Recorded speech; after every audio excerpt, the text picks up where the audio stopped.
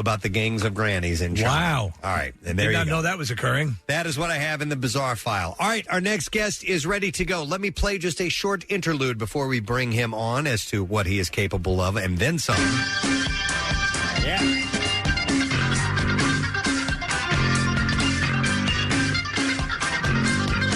One of my favorite parts of any song ever is jam session.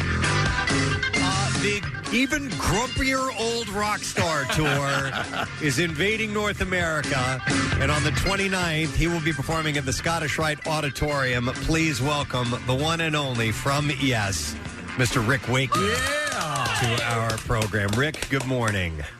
Hey, good morning. I want all those mad grannies on stage. At your show, they would have to have a great time, don't you think? Oh, I just think though, this is China's way of saving money on carers. Yeah, that's right. Yeah. Carers. Hey, Rick, I have to admit, as a longtime fan of Yes, I had never heard you speak until the Rock and Roll Hall of Fame induction ceremony, and I had no idea how funny you were. I had no clue. Well, I do a lot of it in the UK. I've been doing comedy and stand-up things in the UK for like 20 plus years. Wow! But never had the opportunity to do it in America. And the Rock and Roll Hall of Fame, that was a weird one. I'm standing up on the stage, and listen, I've got to be honest. I love award shows. I think they're great. I love them all. But the thing that I don't get are the speeches because they're always so boring. I mean, how many times can you be told that, I want you to thank your mother, your father, your grandmother, your grandfather, the man who made your first guitar string, and who gives a toss? No, you're right. There. No matter how hard they try to reinvent that speech, it's always the same, and you took it in a different way. Well, it was boring. I mean, I have great respect for the Rock and Roll Hall of Fame, of course. We were on stage, and it was getting pretty boring, and it was actually Trevor Rabin and John Anderson who sort of sent me on, and they both know that I do comedy in the UK and all of that stuff, and they just wish they said, go for it. This is boring. Go for it. And I said, no, I can't. I said, I'm not known for any comedy and things over here. And they said, well, one way to find out. I thought, I can't. So I walked up to the mic, and what you get, as you know, in those things, because basically people want to hear everybody play. That's what they want. Yes. And there was like this hum going round of conversations of about 17,000 people chatting to each other. And I thought, well, I can't do one of my routines because they're too long, but, I just take little snippets. So I just did an opening line to see how it went. And people laughed, and suddenly it went quiet. Oh. And out the corner of my eye, I saw both John and Steve put their thumbs up going, go on. Yeah. So I just kept picking bits of various routines and until it was time to go. And it wasn't meant to be irreverent or anything like that. It was just a bit of fun, Oh, I love that. Alex Lifeson did a similar thing and took it in a different direction. I don't know if you ever saw his induction ceremony. No, I haven't seen Alex's. I know. So I haven't seen it. I must check that out. Oh yeah, and it's a nice break from what you're expecting, and you've got to be the only inductee who's ever mentioned their prostate on stage, and kudos to you for that. Yeah, that's very true. Although incidentally, I was I arrived in America yesterday, and I was reminded about it a couple of days ago because I had to go for an examination, shall we say, where I found myself reliving some of my stories, and so I probably won't be telling that one for a little while. It's too close to home. Well, speaking of stories, the Even Grumpier Old Rock Star tour is you and a keyboard, and obviously you're playing music, but you're sharing some stories with the audience as well. Yeah, I tell lots of silly stories. I mean, one great thing that the Rock and Roll Hall of Fame did for me was suddenly I was coming out to do a piano tour, and I kept being asked, "You're going to tell some of your stories." And suddenly, because of that, people over here very quickly in one fell swoop knew that I told lots of ridiculous anecdotal stories. So that helped tremendously. Yeah. So I've got a couple of keyboards, a piano, and I play music of mine, of Yeses, of people I've worked with like David Bowie, Cat Stevens, and a few others.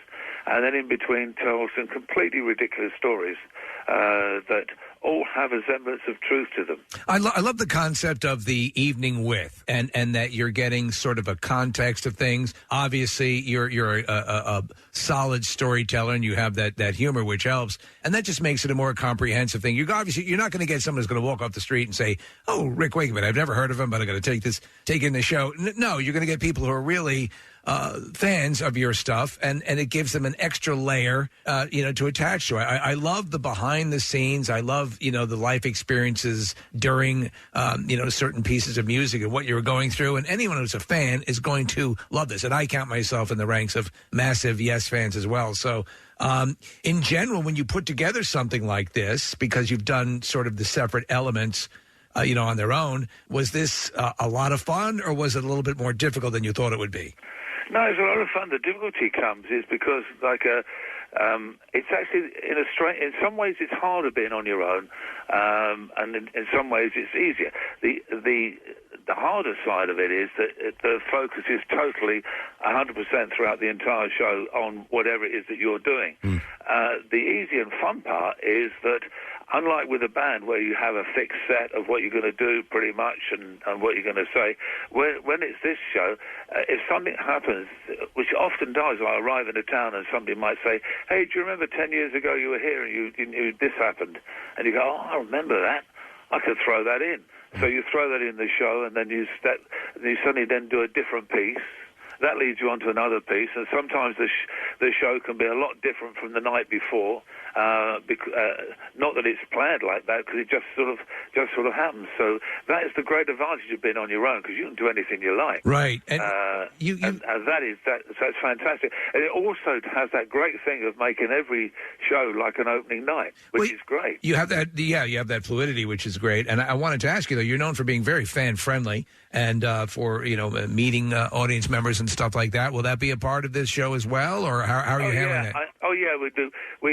Our meet and greets go on forever. I love people, and normally I would meet a lot of people afterwards. So I think there's a lot of restrictions, obviously, this time round. But yeah, I'm a real people's person. My late father, who was a great musician, a lovely guy, he said to me very early on, "If you don't like people, you shouldn't be doing this." Yeah, that's exactly right. And I still meet people to this day who go, "Oh, I'm terrified when I go on stage. I feel sick," and after a show they want to rush away. And you go, "Why? Why are you in this business?" Right. This is one of the most wonderfully social and sociable businesses you could possibly be in with, and it's an honor to be in it. So I like people. Hey, Rick, so I found out recently, I live in a town called Harleysville, Pennsylvania. It's about 35 minutes outside of Philadelphia, and there's a guy who has it's a museum of sorts. It's private, though, and he's collected what is considered to be the largest collection of electronic music equipment, and he apparently, and I haven't seen it yet, has the keyboard. I played the roundabout solo section when we were bringing you on. Apparently has the keyboard that you used in that session. Were you aware of that? Yeah, I was, yeah. Okay. What happened was I decided it was, and a lot of this is down to my son, my second eldest son, Adam, who plays with Ozzy and Sabbath, and that, a great player. Mm-hmm. And he came to my storage unit and he said, "Dad, you've got like 4,000 square foot of flight cases and stuff." He said, "Do you know what's in them all?" And I said, "No." And he said, "I bet some of that stuff's been in there since the 70s. I said, "Yeah."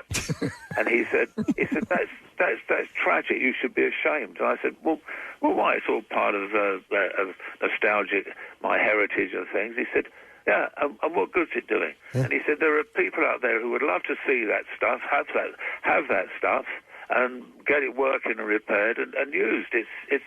That's what it should be for, not for you to keep in a box in your storage unit." Yeah. And I thought, you know what, he's absolutely right. So I spoke to a friend of mine in London who I knew dealt with this chap in Harleysville, Pennsylvania. And I said, "Look, I'm going to have a clear out." And and he said, "Well, have you got anything interesting?" I said, "Well, what do you mean interesting?" He said, "By any chance do you have the original Hammond C3 you did roundabout and stuff on?" I said, Yeah, it's in the flight case. Wow. He went, oh, my God, what else you got? He said, have you got anything from the original Journey concert? I said, well, I've got the original Hohner D6 clavinet. Wow. He said, make a list. Wow. So I made a list, and he came back from this guy from Pennsylvania. He said, right, here's what he would like. And I went, fine. And they came with a big truck and took it all away. And then That's amazing. A lot of other stuff has gone to lots of other people. And do you know what? I feel so happy because it's being seen, being That's used. Great. And what I'm going to do next year is I'm going to clear the rest of the storage place out. Wow, it's amazing. That's a great stuff. idea. It's like when Ringo was selling his Black Pearl Ludwig drum kit. I'm like, how could you part with that? But it's like it's doing nothing for him. Pass it on He to lived people. it. Yeah, Give it to people who are really going to get some enjoyment about it. That's right. I mean, there was. I hear from some people who bought some of my stuff say that they, especially stuff that I didn't think worked anymore, and they've got it going and they're playing it and they're using it live or using it in their homes. And as my son Adam said, told you, Dad. that's what kids are supposed to do. They're good like that. Nice. All right, well, Rick, we know you got to run, but the Even Grumpier Old Rockstar Tour is going to be at the Scottish Rite Auditorium, and it will be October 29th. Tickets are on sale now. We have the information posted on our website, but it's such a treat to talk to you, sir. I'm a huge fan. Thanks so much for coming on this morning. Oh, you're very kind. Thanks so much for talking to me. I really appreciate it. Anytime. Rick Wakeman, guys. Yeah. Man. Oh, I'm glad we got him back on. Me too. He's awesome. Really nice guy.